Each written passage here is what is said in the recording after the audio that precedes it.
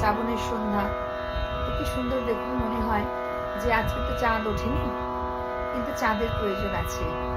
তাহলে দেখুন কিভাবে চাঁদের প্রয়োজন আসে।